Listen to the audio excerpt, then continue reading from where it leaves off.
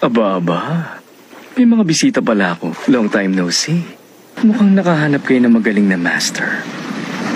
Tulad ng inasahan ko, mas lalo kayo naging katakam-takam sa paglipas ng panahon. Ikaw ba yon? Ang bagong master ng dalawang yan? Ay hindi, wala sa aura niya.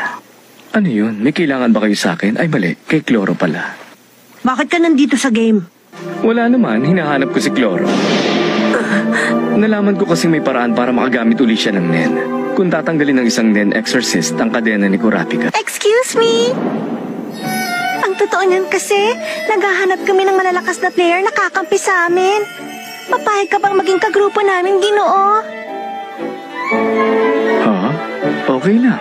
Oo, ang taong yan, nararamdaman kong magkatulad kami.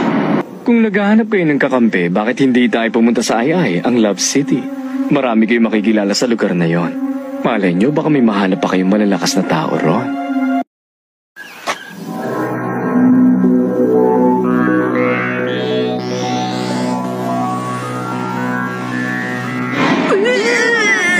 Oy! Hiso ka! Mauna ka na nga!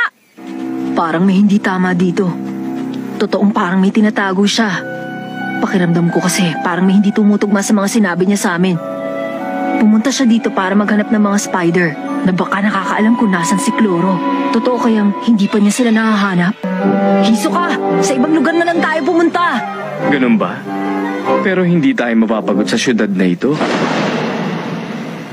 Mababagot? Yun na nga. Mababagot lang siya kung wala siyang magawa. Kung wala siyang hinahanap na kahit sino. Ang Nen Exorcist! Nandito sa Grid Island yung Nen Exorcist. Binder? Pwede ko nga palang alamin yun. Hiso ka! Pwede ko ba makita yung binder mo? Gusto kong malaman kung kasama si Chusgera sa listahan ng mga player na nakilala mo. Brooke. Kapag hindi pumayag si Hiso ka na ipakita yung binder screen niya, makukumpirma nun ang theory ko. Ayun, tingnan mo. Pinakita niya, hindi maaari. May mga spider members ba? Wala. Masyado lang ba ako mapanghinala? Malaki talaga nagagawa ng texture surprise ko.